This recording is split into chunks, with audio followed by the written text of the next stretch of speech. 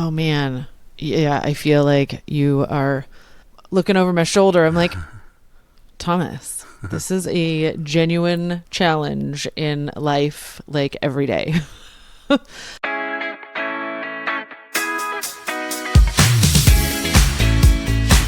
Welcome to Wandering Weirdly, a podcast for curious adventurers, joyful rebels, and multi-passionate wanderers of every kind. We're Annie and Thomas, friends exploring the messy magic of life and following curiosity wherever it leads. Every episode is a journey through creativity, self-discovery, and the wonderfully tangled map of being a human. Wandering Weirdly is a part of the Bold Departure Network, podcast for those craving an authentic and unconventional life on their own terms. Welcome to Wandering Weirdly. I'm Thomas Butel. And I'm Annie Slade. Annie, how's it going today? So good. It is a beautiful day here in the Pacific Northwest. How are you? I'm doing well. It's beautiful here in San Francisco as well. Great. Tell me, what shall we talk about today? I was thinking that we would talk about the things we say yes to. I like that. Because it's so easy to say yes to a lot of things. And yes. And so sometimes it can be a little overwhelming, or we overwhelm ourselves by saying yes to too many things. So let me ask you, I know that if you're like me, and I know you are, that you find a lot of things interesting, that you're curious about, places you want to visit. So how do you go about deciding like what to really say yes to? Oh man. Yeah, I feel like you are looking over my shoulder. I'm like, Thomas, this is a genuine challenge in life, like every day. Yeah, this has been a real evolution for me over the years because obviously as a curious human, I want to say yes to everything. Yeah, I want to learn about that thing. I want to try this experiment. Yeah, I want to go to that place. And then I find myself totally overwhelmed because I've said yes to too many things. Yeah, so let's talk about this because I feel like this is not just a straight, simple answer about how we decide what we say yes to. For me, one of the things that I have learned to do first and foremost is 24 hours. I have to give myself 24 hours before I say yes to something so that I have that cool off period. Right. To like, this sounds super exciting. Okay, and now reality of here's all of the other things that I've already said yes to, or plans I have, obligations, and where would this fit? Yeah. So that's one of the big questions. Step one. Yeah. What about you? Where do you start? I'm similar. Like, you made me laugh about this. Okay, so wait 24 hours. It reminds me of my rule when I get excited to buy something. And, today it's so easy to buy anything you want online, Amazon, eBay, Etsy, whatever it might be, right? And so my rule is I have to get excited about it 3 times before I say yes. Because otherwise, it'd be bad. Oh, I love that, though. Get excited about it 3 times. That like I have to look at it again and be like, oh yeah, no, I really want that. Mm-hmm. I think that's a great kind of starting point. Okay, so do you do the same thing with projects? Projects, I suppose that I address them a little bit differently. The thing that I'm finding with projects is that I'll get excited about something and I say yes to it and I write it down and all that, and then I get stuck. And then I get a little bit frustrated because it's like, wait a minute, I thought I had a lot of energy around this, and now, I want to work on it and I want to create whatever it might be. And so I'm talking mostly about creative projects here. And so what's going on? Why am I now stuck even though I did say yes to it? And the thing that I'm finding is it's easy to get excited just on the surface of something. You get sort of this grand idea, and it's like, okay, I can see it, I can sort of visualize it. That's the easy part, right? The hard part now is actually doing the thing, doing the implementation. And then it's like, okay, am I really going to commit myself to this thing that I got excited about?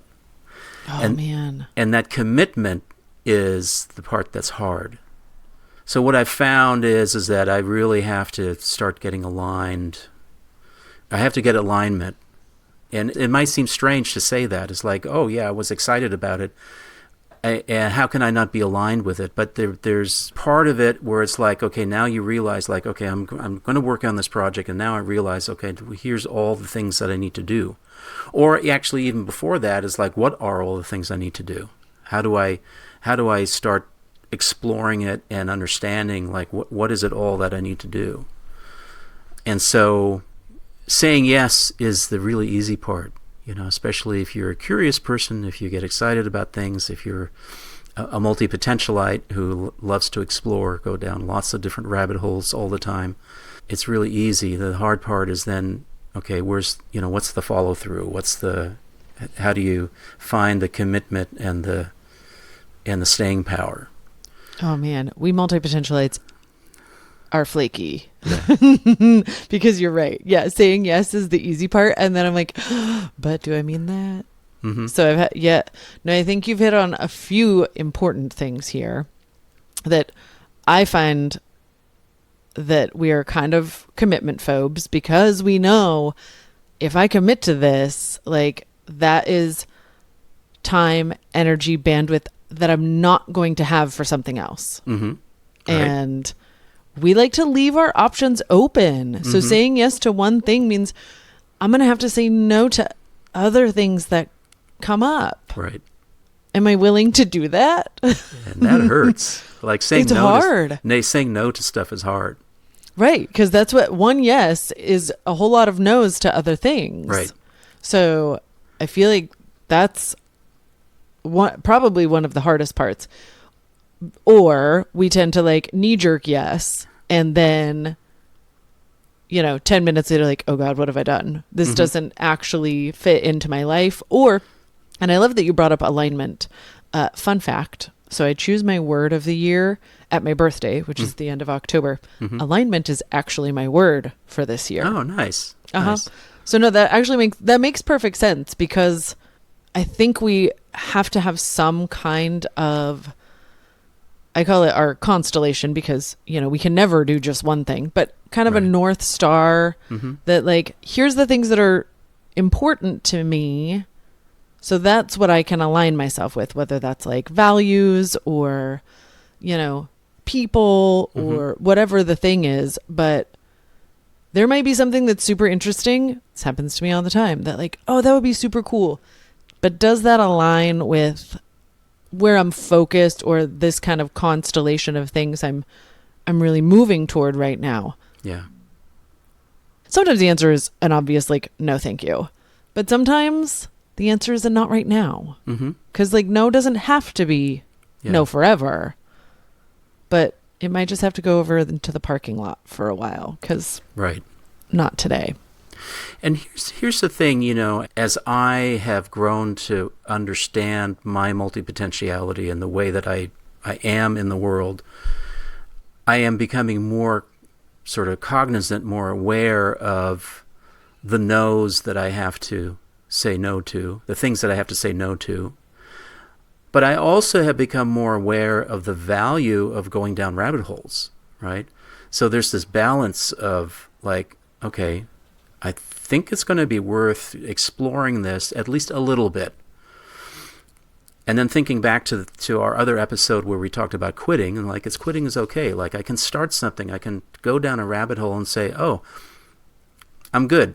I've discovered what I needed to know or wanted to know, or what I came here for. I didn't need to like do this thing completely, see it through to completion, because I just went as far as I needed to go to get what I wanted. I think that's important. I mean, I eventually learned this about myself too, that like I feel like there are varying maybe we should define this at some point. Mm-hmm. Varying levels of a yes. There's like a yes, I'm going to dip my toe in the water, because I used to be that person that was like, oh my God, yes, this is the thing. And now I'm going to like go buy all the supplies and like, this is my new life path. No, it's not. You just want to like dabble in this for a minute. And so I have the like, kind of the like dip in the toe in the water. Mm-hmm. So I learned to like, okay, how can I learn about this in a very low stakes way? How can I like try this? Because the other thing and you kind of touched on this earlier, there's this grand idea of a thing. Yeah. And then the reality of what it takes to get from here to that grand idea. I mean, we did talk about this in our quitting episode. I think that was episode 5. The reality of getting from here to there, once we start, is like, oh, just kidding. I don't actually want to do this. Right.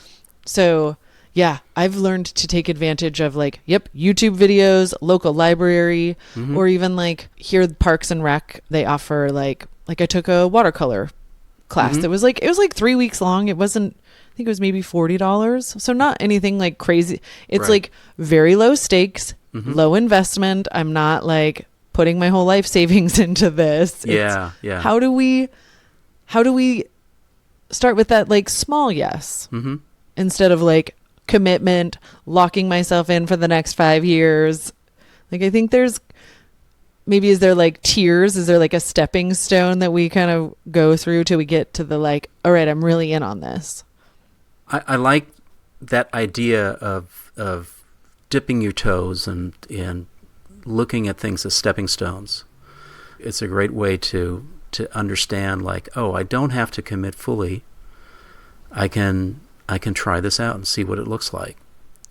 And yet there's still a point where I know that I'm committed to something and I still feel blocked. And that's when I have to sort of pull in some extra tools that I've learned about. So one of the tools that I use, well, I call it mind mapping, but it's a variation of mind mapping. There's actually a new term that I learned just a couple days ago.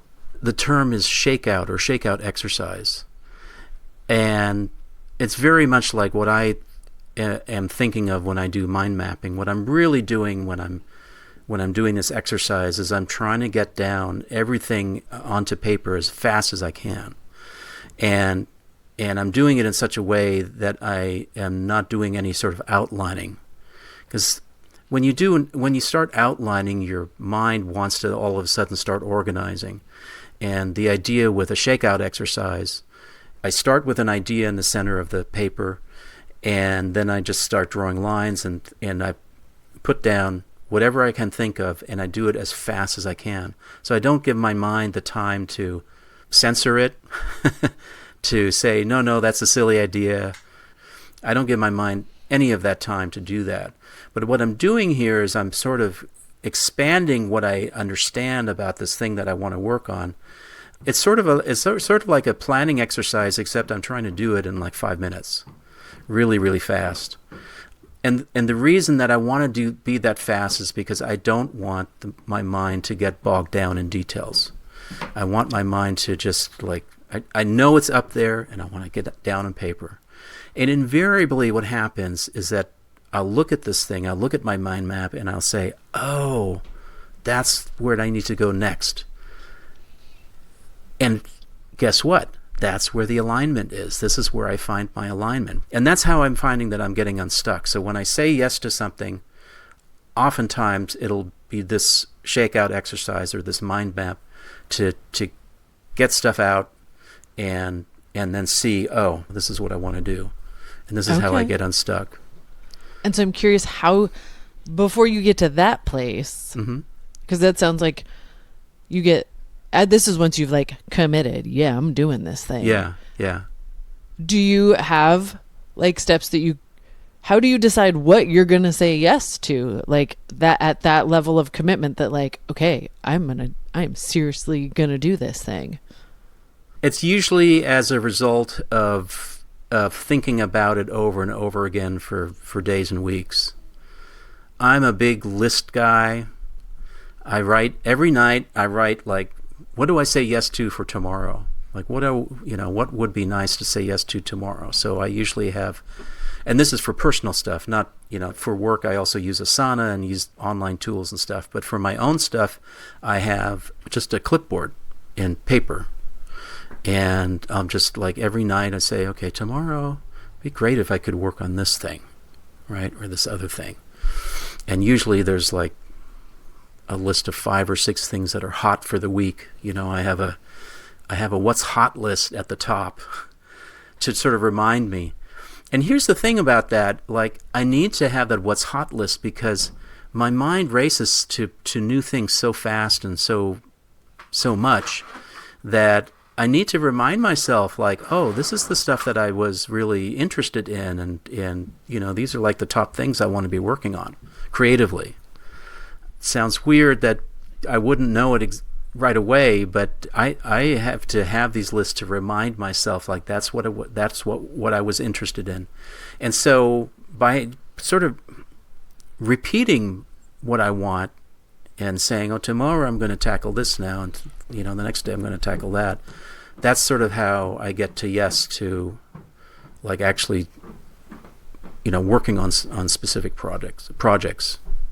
Yeah, no, that makes sense. I know you say, oh, that sounds weird. I'm like, as I'm like side-eyeing this sticky note on my desk that's like, here's the things that you have said yes to, so that same thing, when something new catches my attention, or because too much structure, this is a topic for a future episode. Yeah. Too much structure, feels confining, and I don't like that very much. This is a very delicate balance for me of structure versus, open space.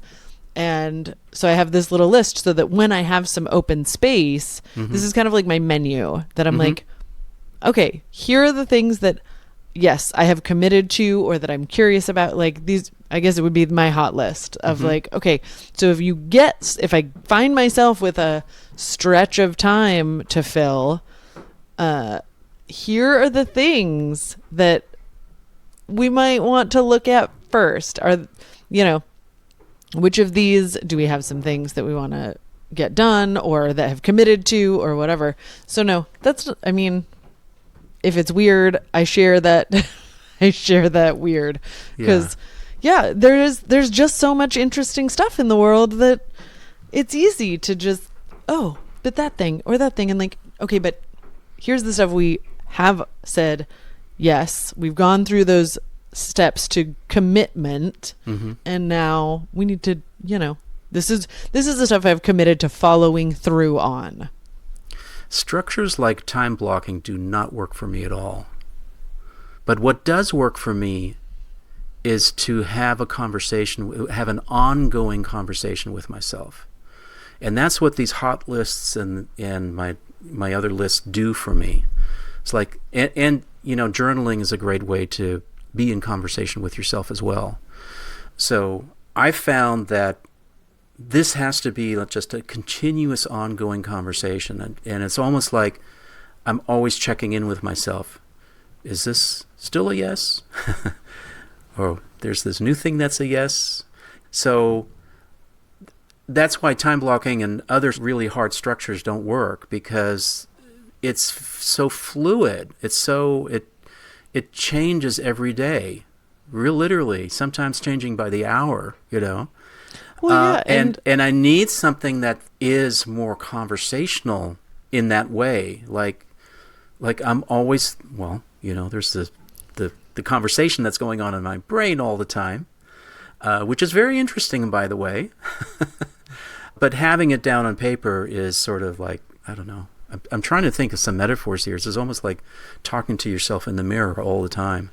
Yeah, I agree. It's that kind of, it is that regular check-in that like, and I think it's really about being kind of attuned to yourself, and like, it's not the same every day. We're humans. We're not machines that like, it's a lower energy day. I don't really have the bandwidth for one of these, maybe I'm not really feeling like that planning or super strategic kind of, and so then I can look at a project that like, oh, you know what, I've just got some tinkering to do, or like some admin stuff that I can work on.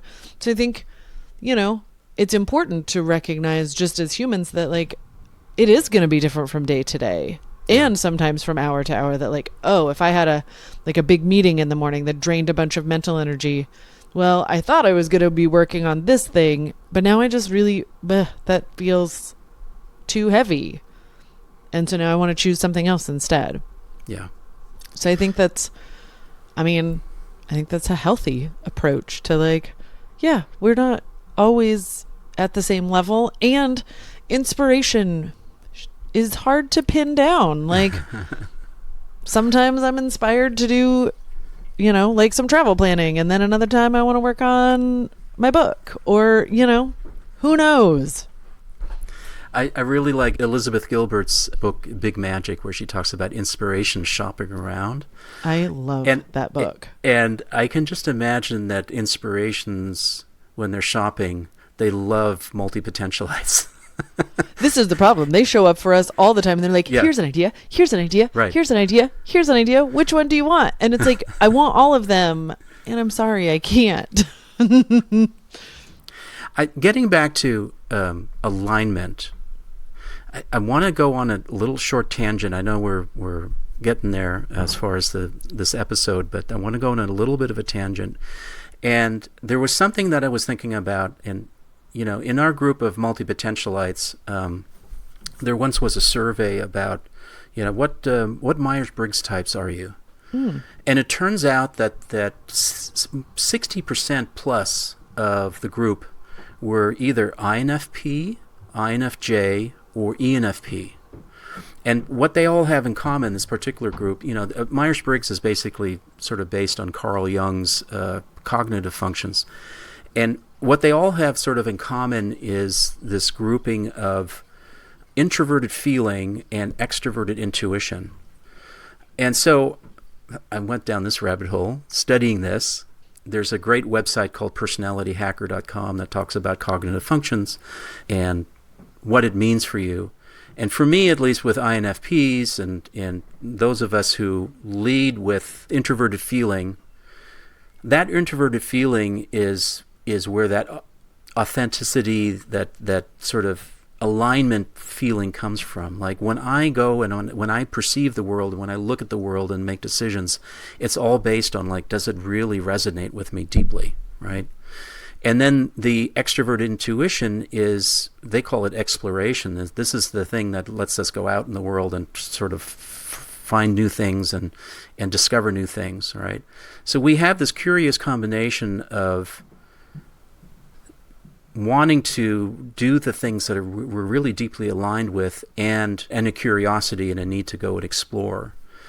So what it comes down to is that you need to be able to use these exploration tools that you have, that's part of that INFP, INFJ, ENFP mix, to get alignment. And when you find that alignment, you feel so powerful, because it's like, this is what I want to do, and nothing's going to stop me. Right? And I'm sure you felt that too. There's sometimes when you land on something that you say yes, you're saying yes so hard to it that there's nothing going to be in your way. And there's many examples for me as well in terms of my creative projects. And, totally. Yeah. And I love that. I apparently missed that survey somewhere, but yes, I am the ENFJ or ENFP. Yeah. And you're I'm the not surprised. INFP? No, I'm not either. I'm like, oh yeah, of course, that tracks. Yeah. That's funny though. Yeah. I do have that experience though of, yeah, like I call it my constellation of like, these are the things that I want to align myself with. And this is not something that this is not a checkbox situation. It's a feeling. Mm-hmm. You like, I just know. And it's always fascinating to me when people are like, I don't understand. What do you mean? I'm like, what? You just know. Like your body knows. Yeah. There is a yes, a resonant. But I feel like so much of that has to do with learning to listen to yourself. Yeah. because I think most of us, I mean, again, this is a whole nother episode. Most of us have tried to fit ourselves into boxes we do not belong in. Mm-hmm. And only by feeling so very much like, absolutely not, this does not feel good, have Right. we come to recognize, oh, that's better. Yeah, Mm-hmm. that's what I want this to feel like. Yeah, exactly. I wish somebody would look into this a little bit more. Because here's the thing. Our group, which I said was, 60% came out into this grouping of Myers-Briggs types, that only represents 14% of the general population. Super interesting. Right? And yet somehow we found ourselves in this group of multipotentialites, and we're all almost the same Myers-Briggs type, using the same cognitive functions. That's just super fascinating to me. And Yes. and I wish that some psychologist would look into that a little bit more to say, oh yeah, there's something to that. I think there is. Anyway. I think there is too. And I joke kind of that in some alternate universe. So I know, like the version of myself that lives in alternate universes that I'm like, nope, I didn't choose that in this lifetime, but somewhere I Yeah. am a social psychologist and I get to nerd out on that kind of stuff all day. Yeah. Because I find it so fascinating to the study of like subcultures and why does this particular group of people, share this cognitive function or share this, or like they're drawn to this aesthetic or these values. Like what is it that brings that out in this group? I find that stuff totally fascinating. So somewhere in the multiverse, Thomas, there's a version of me that is finding the answer to this question. Yeah. I love that. I got to go in that multiverse and find you as well. I know. I mean, that's what I'm like, there's that one. And then there's another one where I'm like an activist there. I mean, I've got at least a few that I know somewhere in the multiverse. There's another version of me doing this thing, because talking about saying yes, bringing this conversation full circle, it's one of those things where like, I can't say yes to that in this lifetime. I've chosen something different. Mm-hmm. So it makes me feel better to think that like somewhere else there is the version of me that said yes, and I'm getting to live out that timeline somewhere. Somewhere there's a version of me that's a microbiologist or something like that. Right. Yeah. Like the stuff that I've like, this really does resonate with me on a deep level, and this is very important to me, and I find it fascinating. And also in this reality, I only have so much time, space, and energy. So I've chosen to say no in this lifetime. Yeah. Somewhere else, I sure hope I am getting to do that. Well, I am glad we chose yes to this conversation, to this topic today. Me I had a too. lot of fun. I didn't know where it was going to go. I mean, not like we ever know where it's going to go, but yeah, this was really, really fun. And hopefully those who are listening, we always love to hear from you and tell us, how do you decide what things you say yes to? Do you have tips to share? Come and tell us about it. Yeah, let us know. Yeah. All right, Annie. Till next time. Okay. Thanks for joining us, friends. See you again soon. Bye-bye. Bye. Thanks for joining us for this episode of Wandering Weirdly. You can find show notes and past episodes at wanderingweirdly.com. We'd love for you to connect with us. You can leave a comment on our YouTube videos or find us individually on our websites. Follow along with my creative projects at thomasbutel.art. And come over and have an adventure with me at explorerannie.com. Tune in next time for another wild and wandering exploration. And don't forget to check out bolddeparturenetwork.com for more podcasts about authentic and unconventional life.